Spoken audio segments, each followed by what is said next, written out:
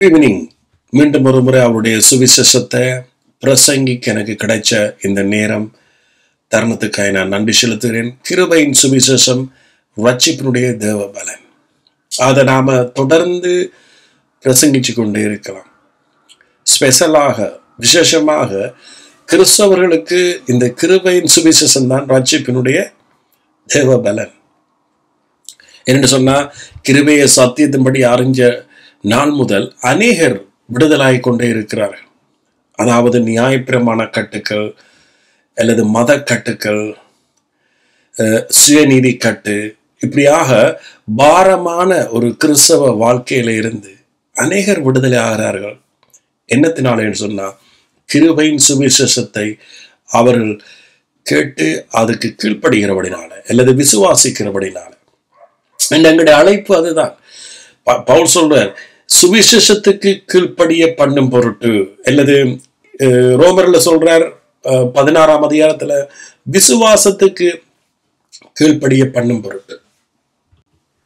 So ஏன் உலகத்தில் இருக்கிற எல்லா மக்களும், அது எந்த மதமா இருக்கலாம், எல்லாரும் ஏன் சுவிசேஷத்துக்கு கீழ்ப்படியோனும் அல்லது சுவிசேஷத்தை விசுவாசிக்கிறோம் என்றா, வேற எந்த ஒரு வழியாலையும் ரட்சிப்பில்லை,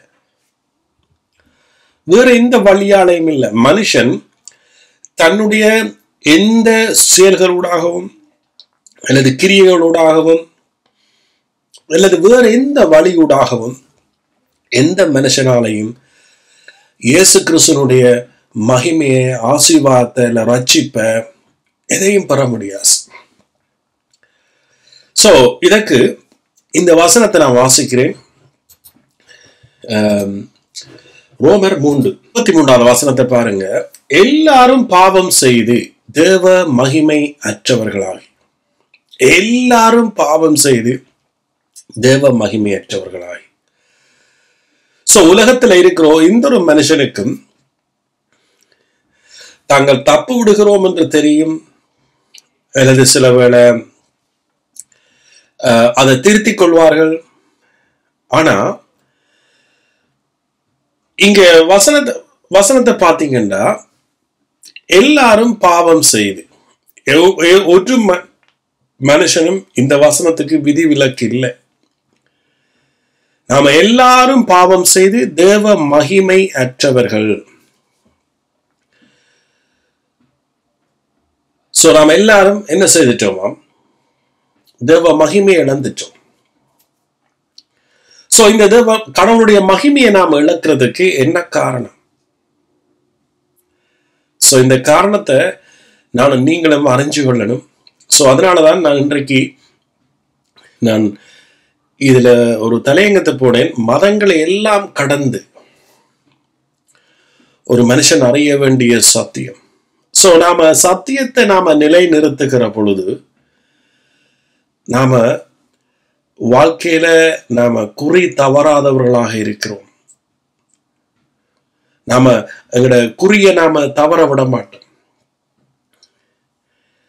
சோ அந்த குறி என்ன, வாழ்க்கையில நமக்கு தேவையான முக்கியமான ஒரு ஒரு ஒரு சுவிசேஷம் என்ன என்றா, உலகத்தில் இருக்கிற ஒவ்வொரு மக்களுக்கும் இந்த பவுல் இந்த ரோமர் புத்தகத்தில் இந்த காரியத்தை நீங்க என்ன செய்யணும், புரிஞ்சு கொள்ளணும். சோ ஈவன் இன்றைக்கு நீங்க ஒரு கிறிஸ்தவராக இருந்தாலும் கூட இது உங்களுடைய வாழ்க்கையில மிக ஆசீர்வாதமா இருக்கு. ஏனென்றா பைபிள் சொல்லுது, எல்லாரும் பாவம் செய்து தேவ மகிமை அற்றிருக்கு. சோ கடவுளுடைய மகிமையை நாம் என்ன செய்திருக்கிறோம், இங்கே இழந்திருக்கிறோம். கடவுளுடைய மகிமை என்று சொன்னா முழு ஆசீர்வாதம் உள்ளடக்கிய கடவுளுடைய மகிமை. சோ இந்த மகிமையை நாம இழந்துதான் இருந்தோம்.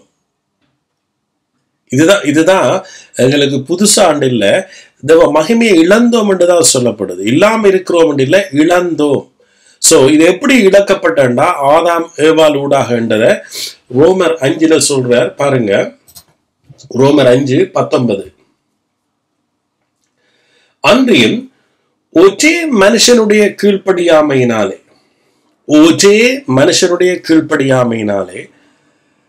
என்னவாம், பாவம் ஒரே அநேகர் பாவிகள் ஆக்கப்பட்டது போல.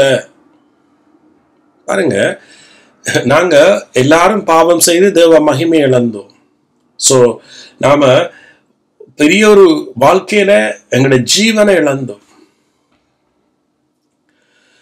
சோ அப்ப இதுக்கு காரணம் என்ன? நாம் எல்லாரும் பாவம் செய்ய காரணம் என்ன? தேவ மகிமை இழக்க காரணம் என்ன? இந்த ஒரே மனுஷன், பைபிள் தெளிவா சொல்லுது, ஒரே மனுஷனுடைய கீழ்ப்படியாமையினால. சோ அது யார்? ஆதாமுடைய கீழ்ப்படியாமையினால என்று சொல்லப்படுது. சோ இங்க மேல் வசனங்களை பார்த்தீங்கன்னு சொன்னா 12வது வசனத்திலிருந்து வாசிக்கிறேன். இப்படியாக ஒரே மனுஷனாலே பாவமும் பாவத்தினாலே மரணமும் உலகத்திலே பிரவேசித்தது போலவும் எல்லா மனுஷரும் பாவம் செய்தபடியால் மரணம் எல்லாருக்கும் வந்தது போலவும் இதுவும் ஆயிற்று. எதுவாமம்? நியாயப்பிரமாணம் கொடுக்கப்படுவதற்கு முன்னும் பாவம் உலகத்தில் இருந்தது. நியாயப்பிரமாணம் இல்லாதிருந்தால் பாவம் என்னப்படாது. நியாயப்பிரமாணம் என்று சொன்னா தெளிவாக உங்களுக்கு சொல்லணும்டா அது 10 கட்டளை. ரைட்? சோ நியாயப்பிரமாணத்தின் ஊடாக நானும் நீங்களும் ஒருவரும் ரட்சிக்கப்படவும் இல்லை, ரட்சிக்கப்படவும் முடியாது, யாரும் ரட்சிக்கப்பட போறதும் இல்லை. நியாயப்பிரமாணம் பரிசுத்தமான கட்டளைகள். அந்த பரிசுத்தமான கட்டளைகளை நம்ம இன்றைக்கு ரட்சிக்க முடியும். வேற எந்த காரியம் நம்ம ரட்சிக்கும் சொல்லுங்க?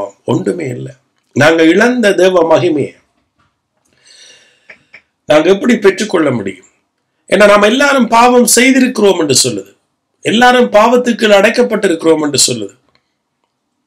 எந்த மனுஷனும் தன்னுடைய சுய முயற்சியினால, கிரியைகளினால, பரிசுத்தத்தினால தேவ மகிமையை பெற முடியாது.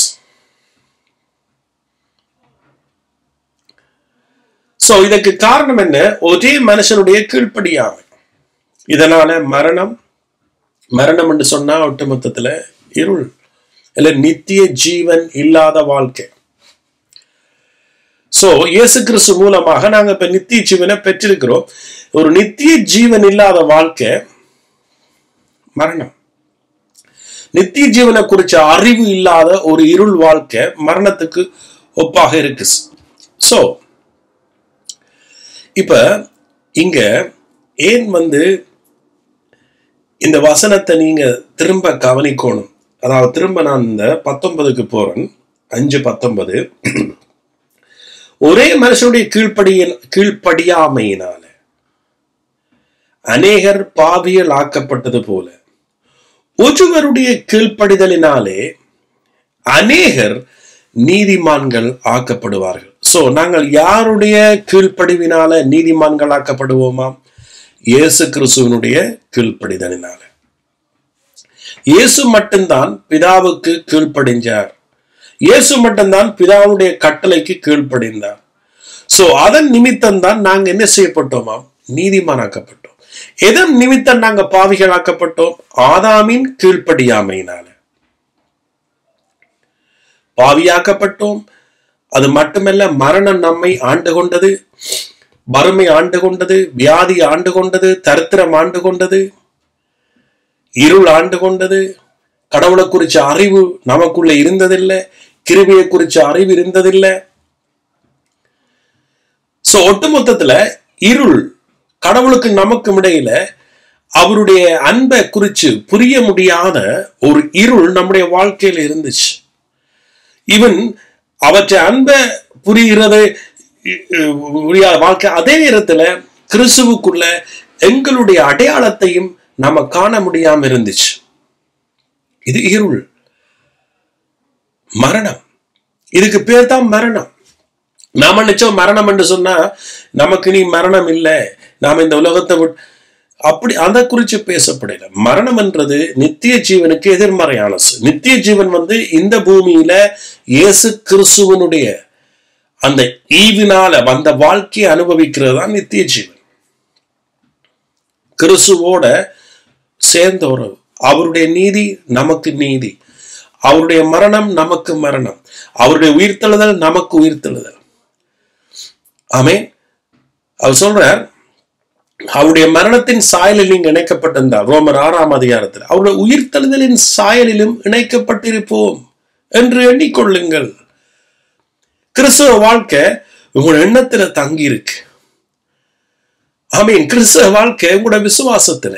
கிறிஸ்தவ வாழ்க்கை நம்முடைய கிரியையில அல்ல, கிறிஸ்தவ வாழ்க்கை விசுவாசத்துல. சோ அந்த விசுவாசம் என்னத்துல? கிறிஸ்துவில. ஆமீன். சோ கிறிஸ்தவ வாழ்க்கை விசுவாசத்துல. அதான் விசுவாசத்துக்கு கீழ்ப்படிய பண்ணும் பொருள். சோ விசுவாசம் இயேசு கிறிஸ்து சிலுவையில செய்து முடிச்சபடியானதான் விசுவாசமே வருது. அதனாலதான் பவுல் சொல்றார், சுவிசேஷத்தை பிரசங்கிக்கிறோடு இல்லாவிட்டால் எப்படி கேள்விப்படுவார்கள், கேள்விப்படாவிட்டால் எப்படி விசுவாசிப்பார்கள்? சுவிசேஷத்தை காதுள்ளவன் கேட்காவிட்டால் எப்படி நமக்குள்ள விசுவாசம் பெறும்? ரோமர் 1 சொல்ற கிருபையின் சுவிசேஷம் ரட்சிப்பினுடைய தேவ பலன். ஆமென். சுவிசேஷம் தான் ரட்சிப்பினுடைய தேவ பலன். விசுவாசிக்கிறவனுக்கு அது என்ன செய்யும்? விசுவாசத்தினால் உண்டாகும் தேவ நீதி விசுவாசத்துக்கென்று அது சுவிசேஷத்தினால் வெளிப்படுத்தப்பட்டிருக்கு. சோ நானும் நீங்களும் பெற்றுக்கொண்ட நீதி, இப்ப நான் வாசிச்ச ரோமர் 5:19 படி இயேசுவின் கீழ்ப்படிதலினால நானும் நீங்களும் நீதிமான்களாக்கப்பட்டோம். சோ இந்த சுவிசேஷத்தை நாங்க விசுவாசிக்கிற பொழுது நாங்க நீதிமானாக்கப்படுறோம். சோ அதான் பவுல் சொல்றார், விசுவாசத்தினால் உண்டாகும் தேவ நீதி. விசுவாசத்தினால் நீதிமான் பிழைப்பான். விசுவாசத்தினால் வந்த நீதியால ஒவ்வொருவரும் பிழைக்க முடியும். நம்முடைய கிரியைகளினால பிழைக்க முடியாது. அல்லது நியாய பிரமாணத்தை நிறைவேற்றுகிறதுனால பிழைக்க முடியாது.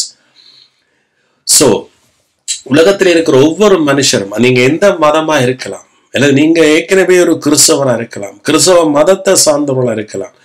நான் சொல்ற ஒரே ஒரு வசனம், கிறிஸ்தவ வாழ்க்கை என்பது மிக முக்கியமான வசனம். நம்முடைய கிரியைகளை சார்ந்ததல்ல, இயேசு கிறிஸ்துவின் கிரியையை சார்ந்தது. சோ அதனால நம்முடைய விசுவாசத்தை சார்ந்தது. இந்த விசுவாசம் அவருடைய சுவிசேஷத்துல இருக்கிறது. ஆமீன். சோ இதுதான் கிறிஸ்தவ வாழ்க்கை. அப்ப இங்க பாத்தீங்கன்னு சொன்னா, உலகத்துல எந்த ஒரு மனுஷனும் இதுல அவனுடைய கண் திறக்கப்படுமா இருந்தா பாருங்க, ஆதாமின் கீழ்ப்படியாமையினால பாவம் மரணம் ஆண்டு கொள்ளுஸ். ஆதாமின் கீழ்ப்படியாமை, ஒரே மனுஷனுடைய கீழ்ப்படியாமையினால. இப்படி இருக்கேக்க ஒரு மனுஷனுடைய கீழ்ப்படிவினால, 2ஆம் ஆதாமாகிய இயேசுவின் கீழ்ப்படிவினால நானும் நீங்களும் இப்ப நீதியை பெற்றுக்கொள்றோம். சோ சிந்திச்சு பாருங்க, கிறிஸ்தவ வாழ்க்கைன்றது, ரியல் கிறிஸ்தவ வாழ்க்கைன்றது இயேசு கிறிஸ்துவில தான் தங்கி இருக்கு. அதுவும் அந்த விசுவாசத்துல. சோ இந்த விசுவாசம் எப்படி வருதா? வார்த்தை, சுவிசேஷத்தினால. சோ அதை கேட்கிற பொழுது அந்த விசுவாசம் நமக்குள்ள வருது. சோ அப்ப நாம இங்க ரெண்டுக்கு நாங்க பாத்திரவான்கள் அல்ல. நாங்க பாவியாக்கப்பட்டதுக்கும் தேவ மகிமையை இழந்ததுக்கும் நாங்க பாக்கியவான்கள் அல்ல, பாத்திரவான்கள் அல்ல. காரணம் இது ஆதாமுடைய கீழ்ப்படியாமையினால வந்தது. சோ இது பாவம் செய்யாதவர்களையும் ஆண்டு கொண்டது என்று சொல்லப்படுது. நீங்க ரோமர் 5 முழுமையா வாசிச்சு பாருங்கன்னா, பாவம் செய்யாதவர்களையும் ஆண்டு கொண்டது. சோ இதுலதான் என்னுடைய கிறிஸ்தவ வாழ்க்கையினுடைய திருப்பு முனை உண்டாச்சு. பாருங்க, ஆவிக்குரிய வாழ்க்கைன்னு சொன்னா என்ன என்ற அர்த்தம் எனக்கு உண்டாச்சு. ஆவிக்குரிய வாழ்க்கைன்றது நம்முடைய கிரியைகள் அல்ல, அல்லது புதிய உடன்படிக்கை வாழ்க்கைன்றது நம்முடைய கிரியைகள் அல்ல, இயேசு கிறிஸ்துவினுடைய கிரியை. சோ இதத்தான் பவுல் பிலிப்பியர்களையும் சொல்றேன். விசுவாசத்தினால் உண்டாகும் தேவ நீதிக்காக அவர் என்னவாம் எல்லாத்தையும் குப்பை நஷ்டமாக எண்ணினார். இஸ்ரவேல் மக்களும் கூட ரோமர் 10 அவர்கள் நீதியை நிலைநாட்ட விரும்பினபடியா தேவ நீதிக்கு என்ன செய்திருந்தார்கள்? எதிர்த்து நின்றார். சோ அதே போல இன்றைக்கு பூமியில வாழ்ற ஒவ்வொரு மனுஷன் இந்த மறைக்கப்பட்டிருந்த இந்த சத்தியத்தை நீங்க புரிஞ்சு கொள்ளுங்க. சில வேளை சில பேருடைய வாழ்க்கையில ஏன் எனக்கு மரணம், ஏன் உடைய வாழ்க்கையில இருள், மரணம் என்று சொல்றது இந்த இடத்துல நான் அது பல அர்த்தங்களை உள்ளடக்கிய, அதாவது இயேசு கிறிஸ்துவால அவருடைய இந்த வசனத்தை வாசிக்கிறேன்.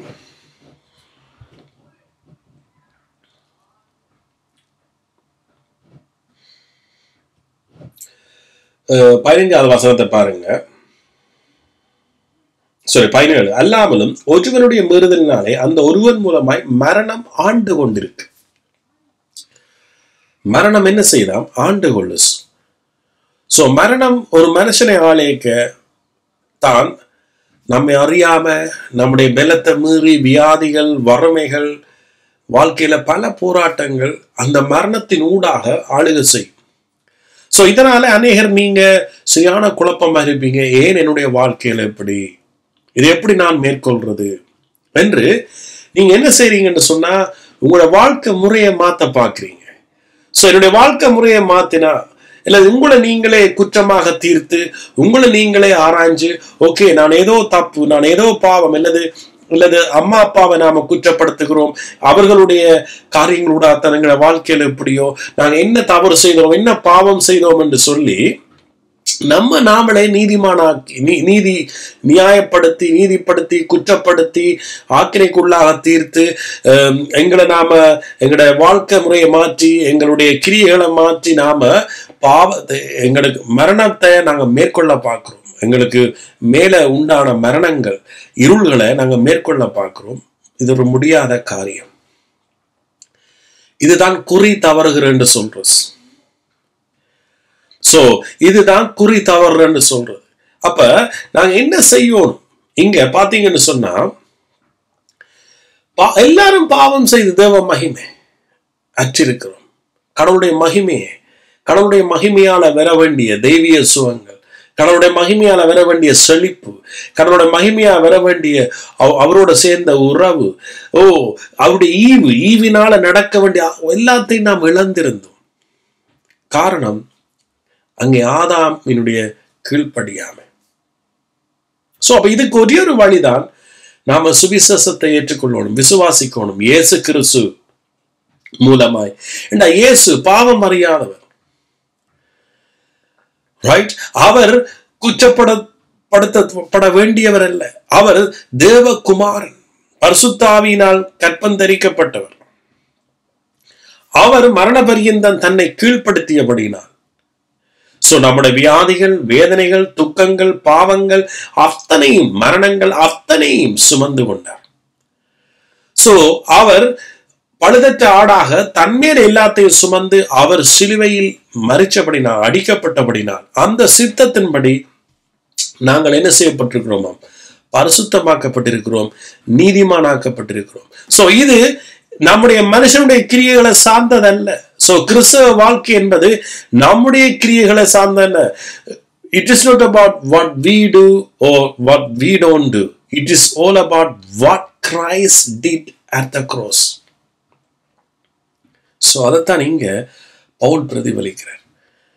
எப்படி ஒரே மனுஷனோட கீழ்ப்படியாமையினால பாவம் வந்ததோ அதே போல அதை விட அதிகமா என்று சொல்ற இயேசு கிறிஸ்து என்னும் ஒருவருடைய கீழ்ப்படிவினால நாம நீதிமானாக்கப்படுகிறோம், அல்லது ஆசீர்வதிக்கப்படுகிறோம், அல்லது ரட்சிக்கப்படுகிறோம், வெளிச்சத்தை பெறுகிறோம், தெய்வீக சுகங்களை பெறுகிறோம், செழிப்பை பெறுகிறோம். வாழ்க்கையில் எங்களுடைய ஆத்மாவில் ஒரு செழிப்பு, எங்களுடைய வாழ்க்கையில் ஒரு செழிப்பு, குடும்ப வாழ்க்கையில செழிப்பு, இது எல்லாத்தையும் இந்த விசுவாசத்தின் ஊடாக மட்டும்தான் பெற முடியும். ஆமென். சோ இப்ப பாத்தீங்களா, விளங்குதா? இந்த இயேசுவை விசுவாசிப்பது என்பது ஒரு மதம் அல்ல. சுவிசேஷத்தை விசுவாசிப்பது ஒரு மதம் அல்ல. இதுதான் வாழ்க்கை, இதுதான் ஜீவன். உங்களுக்கு இன்றைக்கு ஜீவன் வேணும், உங்களுக்கு உண்மையா ஒரு ஜீவன் வேணும்,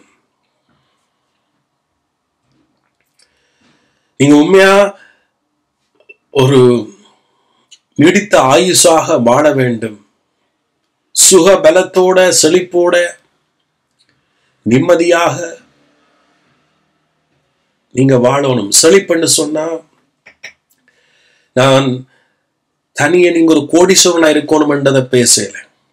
செழிப்புன்றது எல்லாம் உள்ளடக்கியது. ஒரு ஆத்மா செழிப்பாக இருக்கணும், ஒன்றிலும் குறைவுபடாதவர்களாக நீங்க செழிப்பாக வாழும்படியாக இயேசு கிறிஸ்து அந்த நித்திய ஜீவனை நமக்கு தந்திருக்கிறார். நீங்க செழிப்பாக வாழும், அதுதான் நித்திய ஜீவன், அதுதான் நித்திய ஜீவன். அவரை அறிகிற அறிவில நீங்க வளர்ற பொழுது உங்களுக்குள்ள இருக்கிற நித்திய ஜீவன் இன்னுமாய் பிரகாசிக்கும். அந்த அறிவை வளர விடாம நம்மை குருடாக்குறது சாத்தானுடைய வேலை. அவன் பொய்களை விதைச்சு, எதிர்மறையான காரியங்களை விதைச்சு, தீமைகளை விதைச்சு, உலகத்தை நம்ப பண்ணி, உலகத்துல வருகிற செய்திகளை கேட்க பண்ணி, எங்களை பயப்படுத்தி, எங்களை கவலைப்படுத்தி, துக்கப்படுத்தி, எங்களை சுவிசேஷ சத்தியத்தை விட்டு விலக்குறபடியினால எங்களோட வாழ்க்கையில செழிப்பு இல்லை. உதாரணத்துக்கு பாத்தீங்கன்னு சொன்னா, முற்பிதாக்களுக்கு சொல்லப்பட்ட வாக்கு தத்தத்தை இயேசு நிறைவேற்ற வல்லவராயிருந்து இஸ்ரவேல் மக்களை எகிப்தில இருந்து விடுதலையாக்கி கானான் தேசம் பாலும் தேனும் ஓடுகிற தேசத்துக்குள்ள காலடி வைக்க பிரவேசிக்க பண்ண அவர் எவ்வளவோ முயற்சித்தும் இவர்கள் தங்களுடைய அவிசுவாசத்தினால என்ன செய்யல? கால வைக்கல. அவருடைய அவிசுவாசத்தினால கால வைக்கல. என்னத்துக்கு கால வைக்கல? அந்த செழிப்புக்குள்ள, பாலும் தேனும் ஓடுகிற தேசம் கானான் செழிப்பை குறைக்குது. இவர்கள் விசுவாசத்தினால செழிப்புக்குள்ள கால வைக்காம என்னத்துக்கு கால் வச்சார்கள்? வனாந்தரம். வனாந்தரம் என்னத்துக்கு அடையாளம்? வறுமைக்கு அடையாளம். இவர்கள் செழிப்புக்குள்ள கால வைக்காம வறுமைக்குள்ள கால வச்சார். காரணம் என்ன? அவிசுவாசம். கடவுள் பாலும் தேனும் ஓடுகிற, ஆசீர்வாதம் ஓடுகிற, பரிசுத்தம் நீதி ஓடுகிற, தேவனுடைய கிருபையினால பரிசுத்தமாக்குறது, நீதிப்படுத்துறதும் நம்மை ஆசீர்வதிக்கிறதுமாகிய மகா பரிசுத்தமான அவருடைய வழியில அவர்கள் நடக்காம தங்களுடைய சுய நீதியினால சுய கிரியைகளினால அவர்கள் வனாந்திரத்துக்குள்ள அந்த வழியை மாத்திட்டார்கள். துன்மார்க்கமான வழி என்று பைபிள் சொல்லுது. இத ரோமர் 10 பவுல் சொல்றார். அவர்கள் தேவ நீதிக்கு கீழ்ப்படியாம சுயநீதிய கடவுளுடைய நீதிக்கு எப்படி கீழ்ப்படுகிறது? அதுதான் விசுவாசம். இயேசு கிறிஸ்துவால் வருகிற நீதி. ஆமென். இது எங்கட வாழ்க்கையை செழிப்பாய் மாற்றும். கிறிஸ்துவுக்குள்ள நீங்கள் ஆர் என்ற அந்த உண்மை அடையாளத்தை புரியணும். சோ அப்ப இது உலகத்துல எந்த மனுஷனா இருக்கலாம். பைபிள் சொல்லுது, மனுஷன் ஆதாமின் மீறுதலால எல்லா மனுஷருக்கும் மட்டும்தான் சொல்லுது. கிறிஸ்தவர்களுக்கு மட்டுமில்லை, எல்லா மனுஷருக்கும் பாவம் மரணம் ஆண்டு உண்டு. சோ இவர் கொஞ்சம் வசனத்தை இன்னும் வாசிக்கிறேன். 14. அப்படி இருந்து மரணமானது ஆதாம் முதல் மோசே வரைக்கும் ஆதாமின் மீறுதலுக்கு ஒப்பாய் பாவம் செய்யாதவர்களை மாண்டு உண்டு. அந்த ஆதாம் பின்பு வந்தவருக்கு முன்னடையாளமானவன். சோ இந்த ஆதாம் எந்த ஆதாம்? இந்த கீழ்ப்படியாம வந்த ஆதாம் பின்பு வந்தவருக்கு. யார் பின்பு வந்த ஆதாம்? இயேசு. பைபிள்ல 2 விதமா சொல்லப்படுது. ஒன்று பின்பு பின்பு வந்தவர் என்று சொல்ல 3 விதமா பின்பு வந்தவர் என்று சொல்லப்படுது. அடுத்தது 2ஆம் ஆதாம் என்று சொல்லப்படுது, அல்லது கடைசி ஆதாம் என்று சொல்லப்படுது. எந்த வழியில பார்த்தாலும் அது இயேசுவை குறிக்கப்படுது. இயேசு கடைசி ஆதாமாக வந்தார். முதல் ஒரு ஆதாம், நாங்கள் எல்லாம் ஆதாம் இல்லை. பிறகு இயேசு கடைசி ஆதாம் வந்து அவர் என்ன செய்தார்? மனுஷனுக்காக ஜீவனை கொடுத்துட்டார். ஆதாம் இழந்த அந்த மகிமையை இயேசு நமக்கு பெற்று தந்திருக்கு. இத நாம விசுவாசத்தால மட்டும்தான் பெற முடியும். சோ அதைத்தான் பவுல் இன்னொரு வடிவில் சொல்ல, கிருபையினால விசுவாசத்தை கொண்டு ரட்சிக்கப்பட்டீர்களே, என தேவ மகிமையை பெற்றீர்களே. இது உங்களுடைய கிரியையினால் உண்டானதல்ல, இது தேவனுடைய ஈவு. இத இன்னொரு வடிவில் இங்க பேசுறோம் பாருங்க. ஆனாலும் அடுத்த வசனத்தை வாசிக்கிறேன். ஆனாலும் மீறுதலின் பலன் கிருபை வரத்தின் பலனுக்கு ஒப்பானதல்ல. மீறுதலால மனுஷனுக்கு வந்த பலன், மீறுதலால மனுஷனுக்கு வந்த பலன் கிருபை வரத்தின் பலனுக்கு ஒப்பானதல்ல. ஏனென்றா மீறுதலுக்கு ஒரு பலன் 100 வீதம்ண்டா, கிருபையின் பலனுக்கு அது 1000 அல்லது 2000 வீதமா இருக்கு. காரணம் பிசாசுக்கும் அவனுடைய ராஜ்யத்துக்கும் தேவனுடைய ராஜ்யத்துக்கும் சமமா இருக்காது. அவருடைய ராஜ்யம் அங்கே புசிப்பும் குடிவும் எல்லாம் திருப்தியா இருக்கு. தேவன் கொடுத்தது எல்லாமே திருப்தி, கடவுள் கொடுத்தது எல்லாமே திருப்தி.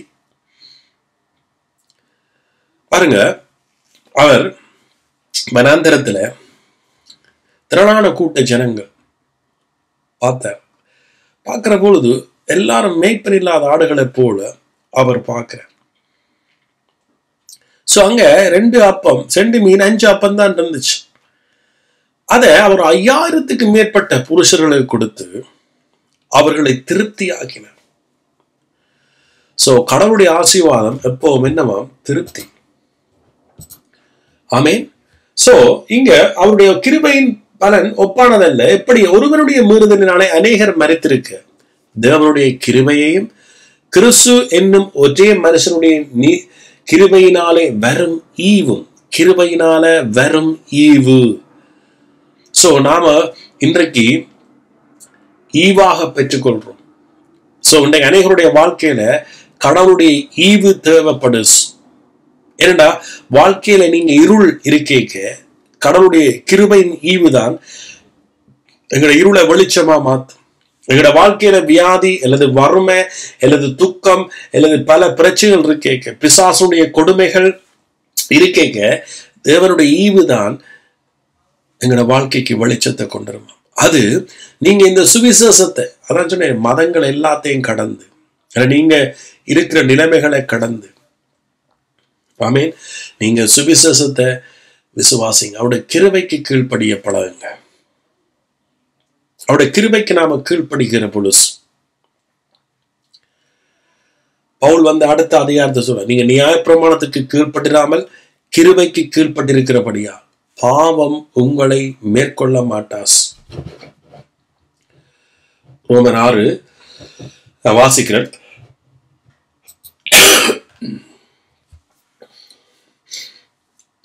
14ஆம் வசனம், நீங்கள் நியாயப்பிரமாணத்துக்கு கீழ்ப்பட்டிராமல் கிருபைக்கு கீழ்ப்பட்டிருக்கிறபடியால் பாவம் உங்களை மேற்கொள்ள மாட்டாஸ்.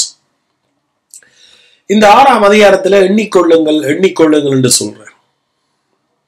நீங்க எண்ணிக்கொள்ளுங்க. கிறிஸ்துவ வாழ்க்கையில நம்முடைய எண்ணம் முக்கியம். அதனால பவுல் பாருங்க இன்னொரு இடத்துல எண்ணத்தை குறிச்சு பேசுறேன். எனக்கு மிகவும் அருமையாய் தொட்ட வசனம் 2 கொரிந்தியர் 10:5. 4வது வசனத்திலிருந்து வாசிக்கிறேன். எங்களுடைய போராயுதங்கள் மாம்சத்துக்கு ஏற்றவைகளாயிராமல் அரண்களை நிர்மூலமாக்குவதற்கு தேவ பலன் உள்ளதாய் இருக்கிறது. எங்களுடைய போராயுதங்கள் மாம்சத்தின்படி போர் செய்யறதல்ல, அல்லது சரீர பிரகாரமாய் போர் செய்யறதல்ல. அரண்களை நிர்மூல தேவ பலன், அவைகளால் நாங்கள் தர்க்கங்களையும் தேவனை அறிகிற அறிவுக்கு விரோதமாய் எழும்புகிற எல்லா மேட்டிமையும், கிறிஸ்துவை அறிகிற அறிவுக்கு விரோதமாய் எழும்புகிற எல்லா மேட்டிமையும் என்ன செய்யட்டான்? இயேசுவை அறிகிற அறிவில தான் ஜீவனே இருக்கு, நித்திய ஜீவனே. அதைத்தான் நான் உங்களுக்கு அறிவிச்சு கொண்டிருக்கேன். ஆமென். சோ எந்த எண்ணத்தையும் கிறிஸ்துவுக்கு கீழ்ப்படிய சிறைப்படுத்துறவளாய் இருக்கிறோம். எந்த எண்ணத்தையும் கிறிஸ்துவுக்கு கீழ்ப்படிய சிறைப்படுத்துறவளாய் இருக்கிறோம். சோ எனக்கு முன்னே ஒரு காலம் இந்த வசனத்தினுடைய விளக்கம் தெரியாது. எப்படி நான் என் எல்லா எண்ணத்தையும் கிறிஸ்துவுக்கு கீழ்ப்படுத்துறது? சோ அப்ப எங்கட சிந்தனையில வார எல்லா எண்ணங்களையும் நாங்க அறிக்கையிட்டு கொண்டே இருப்போம். கடவுளே என்ன மன்னியும், கடவுளே என்ன மன்னியும். சோ இதுதான் நாங்க கிறிஸ்தவ வாழ்க்கைன்னு சொல்லி நாம எங்கட எல்லா எண்ணத்தையும் நாங்க கீழ்ப்படிய வேண்டும் என்று, அதாவது எங்களுக்குள்ள வர்ற பேட் ஆனது எதுவானாலும் நாம ஆண்டவருக்கு மன்னியும் மன்னியும் என்று சொல்லிக்கொண்டே இருக்கணும் என்ற ஒரு கட்டான ஒரு வாழ்க்கையை தான் நான் எண்ணிக்கொண்டது. ஆனா இந்த வசனம் என்ன என்பதை நான் உங்களுக்கு விளங்கப்படுத்துறேன். ஸோ எங்களோட எண்ணத்தில் வருகிற தப்புக்களை எல்லாத்தையும் நாங்க அதை எங்களை விட்டு அகற்ற வேணும். அதை நாம இனி செய்யக்கூடாது. அதெல்லாத்தையும் நான் சொல்ல வரையில. அதெல்லாம் நீங்க செய்யக்கூடாதுன்னு சொல்ல வரையில. அது செய்யறதுனால நீங்க விசுவாசத்துல வல்லவர்கள் என்று இல்லை அர்த்தம். ஆனா எது விசுவாசத்துல வல்லவர்கள் என்பதை நான் சொல்ல வர்றேன் இங்க. ரைட்? இங்க பாருங்க, இந்த வசனத்தை நாம ஆங்கில பைபிள்ல நான் படிக்கிறேன். சோ அநேக மொழிபெயர்ப்புல, உதாரணமாக பொதுவாக எல்லா தமிழர்களும் பாவிக்கிறது கிங் ஜேம்ஸ் வெர்ஷன். ஸோ அந்த கிங் ஜேம்ஸ்லயே எப்படி எழுதப்பட்டிருக்குன்னு பாருங்க. ஸோ அதை மட்டும் நான் உங்களுக்கு சொல்றேன். ஆனால் கூடுதலான மொழிபெயர்ப்புல ஆங்கில பைபிள்ஸ் அல்ல, இப்போ கிங் ஜேம்ஸ், என்ன அமெரிக்கன் ஸ்டாண்டர்ட் அல்லது NIV என்ற கணக்க மொழிபெயர்ப்பு இருக்குத்தானே, அல்ல ஆம்பிளிஃபைட் பைபிள் அல்லது new NLT, new living translation, இப்படி எல்லாத்தையும் நீங்க எடுத்து பார்க்க கூடுதலானதுல நியூ லிவிங் டிரான்ஸ்லேஷன்ல நான் சொல்ற மாதிரி இல்லை. ஆனா மெஜாரிட்டி கூடுதலானதுல கிங் ஜேம்ஸோட சேர்த்து இப்படித்தான் எழுதப்பட்டிருக்கு. எப்படின்னு சொன்னா, இந்த கிறிஸ்துவுக்கு சிறைப்படுத்துகிறது என்றுதானே தமிழ் பைபிள் இருக்கு. ஆனா இங்க எப்படி இருக்குன்னு சொன்னா, and bringing into captivity every thought to the obedience of Christ. என்னவா? To the obedience of Christ. Obedience of Christ என்றா கிறிஸ்துவின் கீழ்ப்படிதலுக்கு. என்னதுக்கா? கிறிஸ்துவின் கீழ்ப்படிதலுக்கு எங்களுடைய எல்லா எண்ணத்தையும் சிறைப்படுத்தட்டாம். சோ இது ஆங்கிலத்தில் தெளிவாக போடப்பட்டிருக்கு. அதற்கு பிறகுதான் ஆவியானவர் எனக்கு விளங்கப்படுத்தினார், எங்களுடைய எல்லா எண்ணத்தையும் கிறிஸ்துவின் கீழ்ப்படிதலுக்கு எங்களை சிறைப்படுத்தட்டாம். ஏன்? கிறிஸ்துவின் கீழ்ப்படிதலானதான் நானும் நீங்களும் ரட்சிக்கப்பட்டோம். அதை விசுவாசிக்கிறதுனால. அதைத்தான் நான் ரோமர் 5:19 வாசிக்காட்டேன். ஒரே மனுஷனுடைய கீழ்ப்படியாமையினால பாவம் மரணம் ஆண்டு கொண்டது. அதே போல ஒரே மனுஷனுடைய கீழ்ப்படிவினால, இயேசு கிறிஸ்துவுடைய கீழ்ப்படிதனால நாம நீதிமானாக்கப்பட்டோம். சோ பிசாசு எங்கட வாழ்க்கையில எந்த இடத்துல வந்து விளையாடினாலும் கூட, இல்ல எங்கட மைண்ட், எங்கட சிந்தனை எந்த இடத்துல நாம பிசாசினால மேற்கொள்ளப்பட்டு கவலையோட அல்லது துக்கங்களோட போராட்டங்களோட இருந்தாலும் நாங்க என்ன செய்யணுமாம்? எங்கட சிந்தைய எண்ணத்தை கிறிஸ்துவின் கீழ்ப்படிதலுக்கு நம்ம சிறைப்படுத்தட்டும். எப்படின்னு சொன்னா, இயேசு இவைகளை எல்லாத்தையும் எனக்காக சிலுவையில மேற்கொண்டுட்டார். ஆமென். சோ இத இவன் பாருங்க, உங்களோட வாழ்க்கையில சில பேர் அடிக்ஷன் இருக்கு, விட முடியாத அடிக்ஷன்ஸ். சோ இதெல்லாமே நாம சில வேளை நாம என்ன செய்யறோம்னா, நம்மளை நாமளே மறந்துடுறோம். கிறிஸ்துவுக்குள்ள நாங்க யாருன்றதை உண்மையை மறந்துடுறோம். அப்ப இயேசு கிறிஸ்து சிலுவையில கீழ்ப்படிஞ்சதுனால அந்த சித்தத்தின்படி நாங்க பரிசுத்தமாக்கப்பட்டு நீதிமானாக்கப்பட்டிருக்கிறோம். சோ எங்களோட வாழ்க்கையில எந்த அடிக்ஷன் இருந்தாலும் நாம் என்ன செய்யறோம்? எங்களோட எண்ணத்தை கிறிஸ்துவுக்கு சிறைப்படுத்துகிறோம். அவருடைய கீழ்ப்படிதலுக்கு அல்லது அவருடைய ரட்சிப்புக்கு கீழ்ப்படுத்துகிற பொழுது நாம் என்ன செய்வோம்? அந்த சூழ்நிலையிலே நாங்கள் எங்களோட அடிக்ஷன் நாங்கள் தொடர்ச்சியா செய்யறோம். பாவம், எங்களை தீமையான காரியங்களை பாவங்களை நாங்கள் தொடர்ச்சியா செய்கிற வழியிலையும் நான் கிறிஸ்துவுக்குள் நீதிமான். காரணம் நான் இல்ல, இயேசு சிலுவையில செய்து முடிச்சதுனால. சோ இது எங்களோட எண்ணத்தை கிறிஸ்துவுக்கு கீழே சிறைப்படுத்துகிறோம். அப்படி சிறைப்படுத்துகிற பொழுது நாங்கள் அதுல இருந்து வெற்றியை காணுகிறோம். இவன் உங்களோட வாழ்க்கையில ஒரு கொடூரமான வியாதி உங்களை ஆளுகை செய்யுது. அதுல இருந்து நீங்க வெளியில வரணும் என்று சொன்னா உங்களோட எண்ணத்தை, உங்களோட பயத்தை அல்லது உங்களுடைய காரியங்களை கிறிஸ்துவுக்கு கீழ்ப்படுத்துங்க. கிறிஸ்துவின் கீழ்ப்படிதலுக்கு. ஆமென். ஏன் கிறிஸ்துவின் கீழ்ப்படிதலுக்கு? ஒரு மனுஷனுடைய கீழ்ப்படிவினாலதான் நாங்க எல்லாரும் நீதிமானாக்கப்படுறோம் அல்லது ஆசீர்வதிக்கப்படுறோம், தெய்வீக சுகத்தப்படுறோமா? ஆமென். நம்முடைய கிரியையினால ஒன்றும் இல்லை. சோ இந்த விசுவாசம் உங்களுக்குள்ள இருக்க. இதைத்தான் நான் சொல்றேன். சத்தியத்தை நீங்க நிலைநிறுத்த தவறினால் நீங்க குறி தவறுறீங்க. மாறாக சத்தியத்தை நீங்க நிலைநிறுத்துவீர்களா இருந்தா நீங்கள் குறி அடிப்பீங்க. உங்களோட வாழ்க்கையில வெற்றியை காணுவீங்க. சகல விதமான ஆசீர்வாதம் உங்களை தேடி வரும். தேவனுடைய மகிமை உங்களை நிரப்பும், ஆசீர்வதிக்கும். ஆமென். சோ கிறிஸ்தவ வாழ்க்கை it is not about your doing. It is all about what Christ did at the cross. என்ன இயேசு சிலுவையில மரிச்சார். So we are depending on the finished work of Jesus Christ. நாங்க இயேசு சிலுவையில செய்து முடிச்சதுல டிபெண்ட் பண்ணி இருக்கோம். சோ அதனால பாருங்க, அதுதான் பவுல் மேல் வசனத்துல சொல்றார். எங்களுடைய போராயுதங்கள் மாம்சத்துக்கு ஏற்றுள்ள அரண்களை நிர்மூலமாக்குற தேவ பலங்களாயிருக்கிறது. ஆமென். சோ எங்களுடைய விசுவாசம் என்ன? நாம யாருல தங்கி இருக்கிறோம்? நம்முடைய நீதி யாருல தங்கி இருக்கு? இயேசுவில. நம்முடைய பரிசுத்தம் யாருல தங்கி இருக்கு? இயேசுவில. நம்முடைய ரட்சிப்பு யாருல தங்கி இருக்கு? இயேசுவில. காரணம் என்ன? இதை விட வேற வழி இல்லை.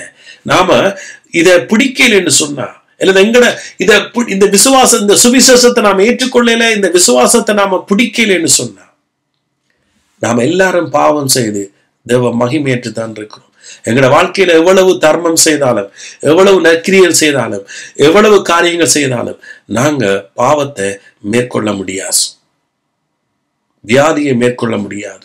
தரித்திரத்தை மேற்கொள்ள முடியாது. ஒட்டுமொத்தத்துல இருளான வாழ்க்கை தான் இருக்கும். நித்திய ஜீவனை நாம சுதந்திரிக்க அனுபவிக்க முடியாது. ஆமென். சோ அதனால தைரியமா சொல்லுங்க, விசுவாசிங்க. ஆமென். சோ இயேசு ஒரு மதத்தை சார்ந்தவர் அல்ல, தேவகுமாரன். அவர் மனுஷகுமாரன் சொல்லப்படுது, தேவகுமாரன் சொல்லப்படுது, கடவுளால வந்தவர். அவர் சும்மா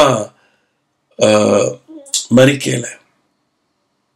அவருடைய மரணத்துக்கு ஆவிக்குரிய அர்த்தங்கள் இருக்கு. தொன்று தொட்டு எழுதப்பட்ட காரியங்கள் இருக்கு. சிம்பிளா சொல்றேன் பாருங்க. ஆதாம் ஏவாளுக்கு பிறந்ததுதான் காயினும் ஆபேலும். சோ இந்த இரண்டு சகோதரர்களும், ரைட், இந்த ரெண்டு சகோதரன் பாருங்க, நான் சொன்னேனே சத்தியத்தை நிலைநிறுத்த தவறினால் நாம் குறி தவறுகிறோம், சத்தியத்தை நிலைநிறுத்தினால் நாம் குறி அடிக்கின்றோம். சோ இப்ப ஆதாம் ஏவாளுடைய கீழ்ப்படியாமையினால பாவத்துக்கு விழுந்த பிறகு அவர்களுக்கு பிறந்த பிள்ளைதான் ஆபேலும் காயினும். சோ இந்த ஆபேல பாத்தீங்கன்னு சொன்னா, சாரி, முதல் காயினை சொல்றேன். காயின் தான் மூத்தவன். காயினை பாத்தீங்கன்னு சொன்னா நிலத்தை பயிரிடுகிறவன். அவன் நிலத்தை பயிரிடுகிறவன். சோ அவன் தன்னுடைய கரத்தின் கிரிகளை வெளிப்படுத்துதாங்க, அல்லது சுயநீதி அங்க வெளிப்படுத்து. சோ அப்ப இவன் என்ன செய்யறான்? தன்னுடைய நிலத்தின் கனிகளை என்ன செய்யறான்? அதுல கொண்டு போறான் காணிக்கையை. ரைட்? அதே நேரத்தில் ஆபேல் ஆடுகளை மேய்க்கிறவனா இருக்கான்.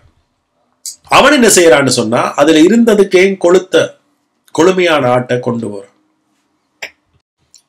சோ அப்ப இது இங்க என்ன நடந்தது? நீங்க உங்களுக்கு தெரியும், ஆதியாகமம் 4ஆம் அதிகாரத்தை வாசிங்கன்னா இருக்கு. காயினையும் காயினுடைய காணிக்கையும் கடவுள் அங்கீகரிக்கல, ஆனா ஆபேலுடைய காணிக்கையும் அங்கீகரிச்சார். சோ இது ரெண்டுக்கும் என்ன வித்தியாசம்னா, இது பெரிய வித்தியாசம். ஆபேல் சத்தியத்தை நிலைநிறுத்தினான், அவன் குறி தவறவில்லை. அது என்னன்னு சொன்னா, ஆபேல் இயேசு கிறிஸ்துவை அங்கே நிலைநிறுத்தினான். விசுவாசத்தினால் வெறும் நீதிக்கு ஆபேல் அடையாளமாக ஆட்டை கொண்டு போனான். ஏனென்றா அந்த ஆடு இயேசுவுக்கு ஒப்பாக காண்பிக்கப்படுது. ஆபேல் தன்னுடைய கிரியையினால வர்ற நீதிக்கு உடன்படாம இயேசு கிறிஸ்துவின் விசுவாசத்தினால் வருகிற நீதிக்கு அவன் அப்பவே உடன்பட்டபடியா. சுவிசேஷம் இது இப்ப மட்டும் புதுசண்டு இல்லை, அது இங்க மறைக்கப்பட்ட ரகசியங்கள். ஆனா இப்ப பரிசுத்தாய் எங்களுக்கு விளங்கப்படுத்துறாரு ஒழிய அன்றையிலே இருக்கு பாருங்க. ஆபேல் அன்றைக்கே விசுவாசத்தினால் வர்ற நீதிக்கு தன்னை ஒப்பு கொடுத்தான். சோ அதனால கடவுள் அவள பிரியமா இருந்து அவனை ஆசீர்வதிச்சார். ஆனா காயின் கிறிஸ்துவின் நீதிக்கு எதிர்த்துன்றான், தேவ நீதிக்கு எதிர்த்துன்றான். ஆனா அவனுடைய கிரியை பாத்தீங்கன்னா கண்ணுக்கு குளிர்ச்சியா இருந்துச்சு. கஷ்டப்பட்டு அவன் பயிரிட்டு அதுல கடவுளுக்கண்டு ஒதுக்கி வச்சு அதை கொண்டு போயும் கடவுளை ஏற்றுக்கொள்ளல. சோ உலகத்துல இருக்கிற ஒவ்வொருவருக்கு நான் சொல்ற ஒரே ஒரு செய்தி, கிறிஸ்து இல்லாம நீங்க நீதிமானாக்கப்பட முடியாது. சுவிசேஷத்தை ஏற்றுக்கொள்ளுங்க. உங்களோட வாழ்க்கையில கடவுளுடைய நீதி வேணும், உங்களோட வாழ்க்கையில ரட்சிப்பு வேணும், இருள்கள்ல இருந்து நீங்க விடுதலை ஆகணும். விசுவாசிங்க. பாருங்க எப்படி இந்த எபிரேயர் புத்தகத்துல அதை எழுதி காண்பிச்சுக்கிறார் பாருங்க. எபிரேயர் 11, விசுவாசத்தினாலே ஆபேல் காயினுடைய பலியிலும் மேன்மையான பலியை செலுத்தினான். இதுதான் மேன்மை. கிறிஸ்துவை விசுவாசிப்பதுதான் மேன்மை. கிறிஸ்துவின் மூலமாய் வருகிற நீதி, கிறிஸ்து மூலமாய் நானும் நீங்களும் ஒரு கிறிஸ்தவ வாழ்க்கை வாழ்றது, அல்லது கிருபைக்கு கீழே வாழ்றது, கிருபையின் உடன்படிக்கை கீழே வாழ்றது தான் தேவ மகிமை. ஆமென். சோ சரிதான். அதனால் அவன் நீதிமான் என்று சாட்சி பெற்றான். என்னத்தினாலயா? விசுவாசத்தினால. சோ அப்ப இந்த ஆபேல் எப்படி விசுவாசிச்சான்? ஆபேலுக்கு இந்த ஆட்டைத்தான் கொண்டு போகணும் என்றது எப்படி தெரியும்? ஏன்னா அங்கே ஏற்கனவே சொல்லப்பட்ட, அங்கே தேவன் ஒரு ஆட்டை பலியிட்டு அதுல தோலினால ஆதாமுக்கு மேவாளம் விழுந்த பிறகு ஆடையை கொடுத்தார். அந்த ஆடை தேவன் நீதிக்கு அடையாளமானது. சோ அந்த ஆட்டை பலியிடும் போது தேவன் அங்கே சொல்லி இருந்தார், இந்த ஆடு இப்ப உங்களுக்கு உடைய கொடுத்துச்சு, இந்த ஆடு என்னத்துக்கு ஒப்பாக இருக்காம், பின்னர் இயேசு சிலுவையில உங்களுக்காக அடிக்கப்பட போறார். இயேசு சிலுவையில பலியிடுற பொழுது அதன் மூலமாக தேவ நீதி உங்களுக்கு உடுப்பிவிக்கப்படும். இது சுவிசேஷமாக ஆபேலுக்கு அறிவிக்கப்பட்டது. சோ அவன் அந்த சுவிசேஷத்துக்கு கீழ்ப்படிஞ்சபடினால, அவன் தேவனுடைய விசுவாசத்துக்கு கீழ்ப்படிஞ்சபடினால அவன் நற்சாட்சி பெற்றான். ஆனா இது எல்லாத்தையும் உதறி எறிஞ்சதான் காயின். காயின் தன்னுடைய சுயநீதியை நிலைநிறுத்தினான். பாருங்க, அவன் மரித்து மின்னும் பேசுகிறான் வேற ஆபேல். அடுத்தது பாருங்க, விசுவாசத்தினால் ஏனோக்கு மரணத்தை காணாதபடிக்கு எடுத்துக் கொள்ளப்பட்டான். தேவன் அவனை எடுத்துக்கொண்டபடினால் அவன் காணப்படாமற் போனான். அவன் தேவனுக்கு பிரியமானவன் என்று அவன் எடுத்துக்கொள்ளப்படுவதற்கு முன்னமே சாட்சி பெற்றான். இன்றைக்கு நாம விசுவாசத்தினால சாட்சி பெற்றிருக்கிறோமா? கிறிஸ்து எங்களை நீதிமானாக சாட்சி கொடுத்திருக்கிறார். ஆமே, நாம் விசுவாசிக்கிறோம். பரிசுத்தாவி நமக்குள்ள இருக்கிறார். ரெண்டாவது அடையாளம் என்ன? பரிசுத்தாவி எங்களுக்குள்ள இருந்தா அவர் நீதியை குறித்து உணர்த்துவார்.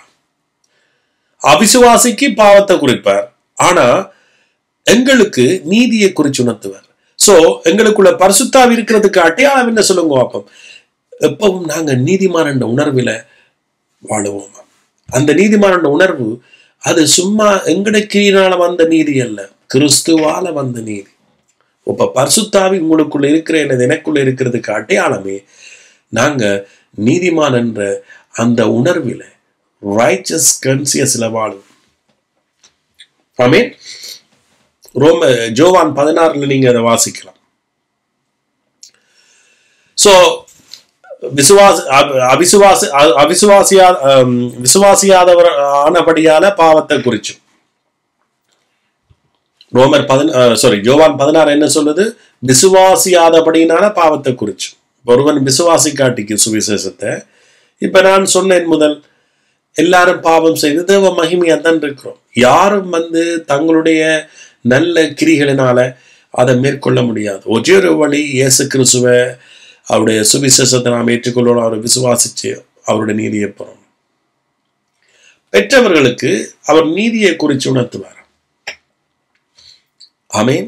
சோ பரிசுத்தாவி நமக்குள்ள இருந்தா நாம பாவி ஆண்டவரே ஆவியானவரே வாரும், பரிசுத்தாவியே வாரும் என்று ஜெபிக்கிறவர்கள் அல்ல, அல்லது என்ன பரிசுத்தப்பட நீதிப்படுத்தும் என்று கேட்கிறவர்கள் அல்ல.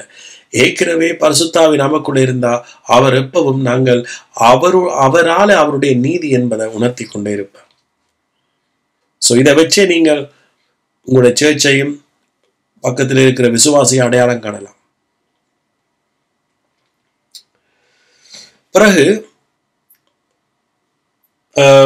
இங்க பாருங்க, விசுவாசம் இல்லாமல் தேவனுக்கு பிரியமா இருப்பது கூடாத காரியம். ஏனென்றால் தேவனிடத்தில் சேருகிற அவர் உண்டென்றும் அவர் தம்மை தேடுவதற்கு பலன் அளிக்கிறவர் என்றும் என்ன செய்யணும்? விசுவாசிக்கிறார். சோ அவரு என்ன, தேவனிடத்தில் சேருகிறவன் அவர் உண்டென்றும் அவரை தேடுகிறவர்களுக்கு அவர் பலன் அளிக்கிறவர் என்றும் விசுவாசிக்கிறோம். சோ இதுதான் விசுவாசம் இல்லாம அவருக்கு நாம பிரியமா இருக்க முடியாது. அவரை தேடுகிறவர்களுக்கு பலன் அளிக்கிறவர் என்று அவர் விசுவாசிக்கும். எத்தனை வருஷம் இயேசு சிலுவை ஊடாக உலகத்தில் வாழ்ற ஒவ்வொரு மக்களுக்கும் பலன் அளிச்சிருக்கிறார். நித்திய ஜீவனை தந்திருக்கிறார். மரணத்தை ஜெயிக்கக்கூடியதாக நித்திய ஜீவனை தந்திருக்கிறார். மரணம் என்றா எங்கட வாழ்க்கையில வருகிற எல்லா தீமையும் உள்ளடக்கிய அவைகளை ஜெயிக்கத்தக்கதான நித்திய ஜீவனை தந்திருக்கிறார். நம்முடைய பரிசுத்தம் நம்முடைய நீதியினால ஜெயிக்க முடியாது. மனுஷனிடத்துல எந்த பரிசுத்தமும் இல்லை. விசுவாசத்தினால வருகிற பரிசுத்தம், விசுவாசத்தினால வருகிற நீதிதான் எங்களை காக்கு. அதனாலதான் நாம பிசாசை ஜெயிக்கலாம். அதனாலதான் நாம மரணத்தை ஜெயிக்கலாம், இருளை ஜெயிக்கலாம். ஆமென். சோ ஆகவே நன்றி இயேசுவே. தகப்பனே, உங்களுக்கு நன்றி செலுத்துகிறோம். இந்த விசுவாசம் இல்லாம அவருக்கு பிரியமா இருக்க முடியாது. யாரும் மிச்சம் எல்லாரும் விசுவாசம் என்று சொல்ல முடியாது. நியாயப்பிரமாணத்துக்கு கீழையும் சுயநீதியிலையும் வாழ்றவர்கள் விசுவாசத்துக்குரியவர்கள் அல்ல. கிருபைக்கு கீழே வாழ்றவர்கள் மட்டும்தான் விசுவாசத்துக்குரியவர்கள். ஏன்னா பைபிள் சொல்லுது, நியாயப்பிரமாணம் விசுவாசத்துக்குரியது அல்ல. சோ ஆகவே புரிஞ்சு கொள்ளுங்க, உலகத்துல வாழ்ற எவரும் சரி, ஏனண்டா இயேசு கிறிஸ்துவனுடைய கீழ்ப்படிவினால்தான் நானும் நீங்களும் ரட்சிக்கப்பட்டோம். இயேசு கிறிஸ்துடைய கீழ்ப்படிதல். அப்ப இப்ப எங்கட கீழ்ப்படிதல் என்னன்னு சொன்னா, இந்த சுவிசேஷத்துக்கு கீழ்ப்படிதல். ஆமென். இவன் தான் ஆவிக்குரியவன், இவன் தான் ரட்சிக்கப்ப, தான் உண்மையான விசுவாசி, இவன் தான் சத்தியத்தை நிலைநிறுத்துகிறவன். ஆமென். வேற எந்த ஒரு காரியத்தாலும் இல்லை, கிறிஸ்துவனுடைய கீழ்ப்படிவினால, பிதாவுக்கு அவர் கீழ்ப்படிஞ்சதுனால, என்னுடைய எந்த எண்ணத்தை நான் கிறிஸ்துவின் கீழ்ப்படுதலுக்கு நான் என்ன செய்கிறேன்? சிறைப்படுத்துகிறேன்.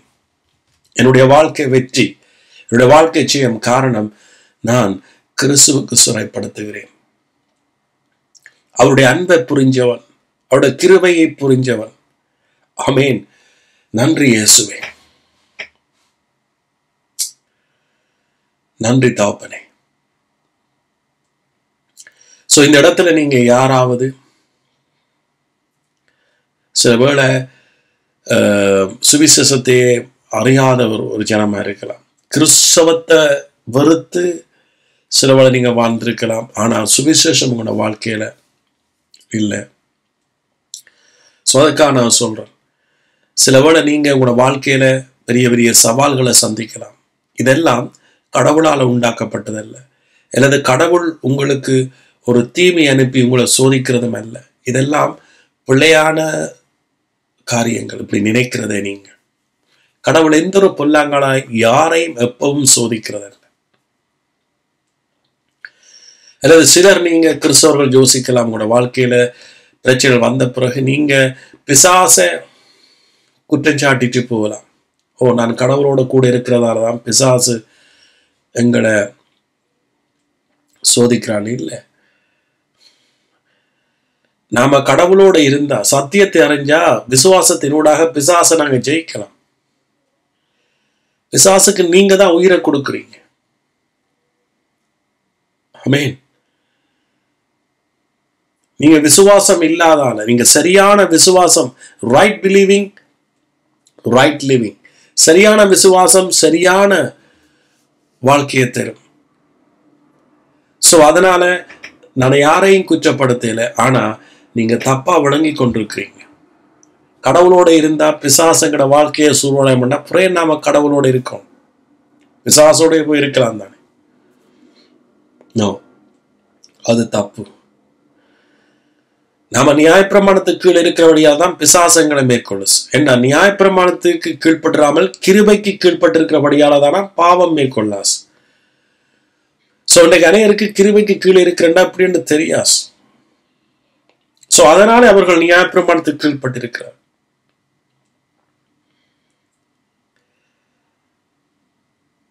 அதனாலதான் பவுல் சொல்றார், கிருபை பெருகும்படிக்கு பாவத்துல நிலை நிற்கலாமா? அண்டா திரும்ப நீங்க நியாயப்பிரமாணத்துக்கு கீழே நீங்க உங்களை பரிசுத்தவானாக்கவோ அல்லது ஆசீர்வாதத்தை பெறவோ முயற்சிக்கலாமா?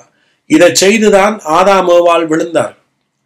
பாருங்க, ஆதாம் ஏவாள் ஏற்கனவே அவர்களுக்கு சகல ஆசீர்வாதங்களும் கொடுக்கப்பட்டது. அவர்கள் கடவுள் மேல விசுவாசத்தை வச்சு அவர்கள் வாழ்ந்திருக்கணும். ஆனா பின்னர் பிசாசோட உபதேசத்தை கேட்டு நன்மை தீமை என்கின்ற விருட்சத்தினூடாக புசிச்சு அதனூடாக அவர்கள் தேவர்களை போல் ஆக நினைச்சதுதான் அவருடைய கிரியைகள், அவருடைய சுயநீதி. பாருங்க, அப்ப விசுவாசத்தை விட்டு அவர்கள் விழுந்துட்டார். அப்ப விசுவாசம் அங்கே அவர்களுக்கு எங்க இருந்தது? கடவுள் அவர்களுக்காக ஏற்கனவே செய்து முடிச்சதுலதான் அந்த விசுவாசம் தங்கி இருந்தது. சோ அவர்கள் என்ன, அந்த விசுவாசத்தை விட்டு விழுந்துட்டார். சோ அதே போல நீங்களும் இயேசு சிலுவையில உங்களுக்காக அத்தனையும் செய்து முடிச்சு விசுவாசிக்கிற எனக்கும் உங்களுக்கு அவர் எங்களை நீதிமானாக்குறாராம். நீதிமான் இல்ல, கிருபையின் மேல் கிருபை, இல்ல நித்திய ஜீவன், அல்லது பரிபூர்ணம் உள்ள வாழ்க்கை. ஈவு, அதாவது கடவுளத்துல வர்றது எல்லாமே ஈவு. அதை நீங்க சுதந்திரிக்கும்படிக்கு அவர் உங்களை கிருபையினால் அழைச்சிருக்கிறார். எங்களோட அழைப்பே கிருபையினால, கிரியையினால இல்ல, கிருபையினால. நானெல்லாம் என்னுடைய பாட்டுக்கு இயேசு இடத்துல போயோ நான் ஞானசானம் எடுக்கணும் என்று சொல்லி தண்ணி கரங்கி எடுத்தது ரட்சிப்பல்ல. எப்ப நான் கிருபையின் சத்தியத்தை கேட்டு விசுவாசிச்சேனோ அப்பதான் எனக்குள்ள உண்மையான ரட்சிப்பு வந்தது. அதே போலதான் இன்றைக்கு கிறிஸ்தவர்களும் நீங்க அநேகர், நீங்க கிருபையின் சுவிசேஷத்தை கேட்கணும், அவருக்குள்ள நீங்க ரட்சிக்கப்படுங்க, கிருபைக்கு கீழே ரட்சிக்கப்படுங்க, இதனுடைய ஈவுகளை பெற்றுக்கொள்ளுங்க, அவருடைய அன்பை புரிஞ்சு கொள்ளுங்க. பைபிள் சொல்லுது, தேவ அன்பு இல்லாதவன் அவருடையவன் அல்ல. சோ அதோட அர்த்தம் என்ன? தேவ அன்புன்னு சொன்னா நாங்க அவர் மேல வைக்கிற அன்பு இல்லை, கிறிஸ்து நம்ம மேல வச்ச அன்பை புரிஞ்சு கொள்ளாதவன் தேவனுடையவன் அல்ல. புரிஞ்சு கொண்டவன் மட்டும்தான் தேவனுடையவன். அதனாலதான் பவுல் சொல்ல, தேவனுடைய அன்பை அறிகிறதுல தேவ வல்லவர்களா இருங்க. அவருடைய அன்பின் ஆழத்தையும் அகலத்தையும் உயரத்தையும் அறிகிறதுக்கு வல்லவர்களாக. சோ அவன் தான் தேவனுடைய பிள்ளை. தேவன் அவனை அடிக்கிறார், தேவன் இந்த தேசத்தை அடிக்குது, கடவுள் அந்த தேசத்துக்கு பாடம் ஊட்டுகிறார், கடவுள் பக்கத்து வீட்டுக்காருக்கு பாடம் படிப்பிக்கிறார் என்று சொல்றவன் தேவ அன்பு இல்லாதவன். அவன் கடவுளுடைய அன்பை குறித்து அறியவே இல்லை. கடவுளை பிசாசுக்கு ஒப்பாக மாத்துகிறான் அல்லது மனுஷனுக்கு ஒப்பாக மாத்துகிறான். அவனிடத்துல தேவன் இல்லை. தேவ அன்பு ஒருவனுக்குள்ள இருந்தா, அதாவது கடவுளுடைய அன்பு மாறாது, அழியாது. அவர் நமக்காக ஜீவனை கொடுத்தவர். அந்த அன்பு ஒருவருக்குள்ள இருந்தா மட்டும்தான் அவன் மற்றவங்களை நியாயந்திருக்க மாட்டான். கடவுளை குறித்து சரியா புரிஞ்சவன் அவனுக்குள்ளதான் பரிசுத்த ஆவி இருக்கிறார். ஆமென். சோ நன்றி தகப்பனே, இன்றைக்கு நீங்க பேசின வார்த்தைகளுக்காக நன்றி. இதை கேட்ட ஒவ்வொருவருக்காக நான் ஜெபிக்கிறேன். அவருடைய வாழ்க்கையில உங்களுடைய சுவிசேஷத்தை அவர்கள் கேட்டு விசுவாசிக்கத்தக்கதாக அவருடைய கண்கள் திறக்கப்படட்டும். கேட்டு பெற்றுக்கொண்டவருடைய வாழ்க்கையில உங்களுடைய பரிபூர்ணமான ஆசீர்வாதம் கிரியைகள் செய்யட்டும். இயேசுவின் மூலமாய் ஜெபிக்கிறேன்.